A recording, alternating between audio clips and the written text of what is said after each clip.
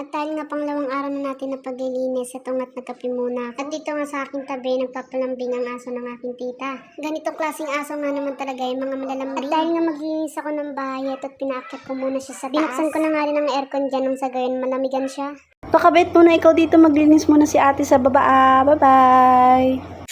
At sa mga oras na nga ito ay sinimulan ko na nga maglinis at maghugas ng mga baso na aking pinagamitan. Nagsimula nga pala ako dito sa hagdan na walisan hanggang sa pababa. Kung sa gayon talaga ay malinis. Kahit nga dyan ang kasulok-sulukan ay hindi ko talaga pinalampas na hindi linisin. Parang sa ating mga babae kasi na hindi buong araw kapag hindi nakakapaglinis ng bahay. At dito nga ay nagmap na rin ako para sigurado talaga pati alikabok ay matatanggal. Karamihan talaga sa mga Pinoy at Pinay talagang mga masisipag. Kaya nga po big shout out sa ating mga OFW dyan na nakikipagsapalaran para sa ating mga pamilya. Dahil kahit gaano kahirap ang trabaho ay pinipili pa rin natin maging malakas para sa ating mga pamilya. Hindi nga naman kasi biro ang pagiging OFW dahil may mga pamilya kang maiiwan. Kaya naman kung may nanay o tatay ka sa abroad ay piliin mo ang maging mabuting tao. Dahil hindi habang buhay nandyan sila na nakapaligid para itama ang mga pagkakamali mo. At dito nga ibabalik na tayo sa aking ginagawa. Dito nga pala tinatanggal ko ang mga gamit sa kusina dahil lilinisin ko ito. Dahil nga sa nakadikit dito. O ayan diba, hindi na talaga siya maganda tignan. At dahil nga sa napapasukan na to ng tubig, ayan nga, ay nangitim na. O diba, kita ang chismis. At dito nga mga guys, sadyang nahihirapan talaga ako dahil sobrang dikit ng mga pandikit niya. Kung titignan mo nga siya sa TikTok, ay talaga napaka-aesthetic niya. Tignan mo naman kung gaano kahirap tanggalin. Kailangan mo talaga busisiin ng mabuti. Nang sa gayon ay matanggal ang napakatibay na dikit. O diba, nakikipaghatakan pa ako. At hanga nga rin ako dito sa item na to dahil sobrang dikit niya. Kaya nga lang, napapasukan pa rin ng tubig. Dito nga ay may konting diskarte lang ako na ginawa.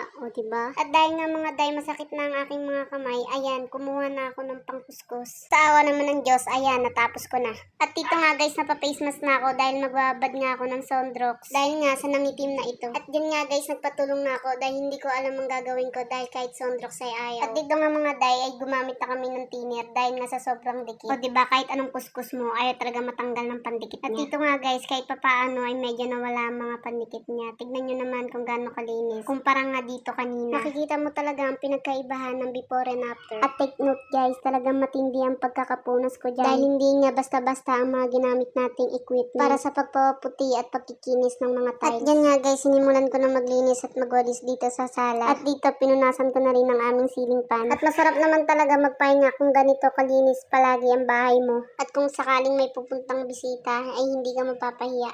At kung ganito nga palagi kalinis ang bahay mo, talagang aaraw-arawin ka ng bisita mo para lang tumambay at makipagkwentuhan. Kung ganito nga palagi ang bubungad sa'yo, merienda na lang talaga ang kulang para matuloy ng pagchismisan. At dito nga natatapos ang day 2 ng aking paglilinis. Maraming salamat!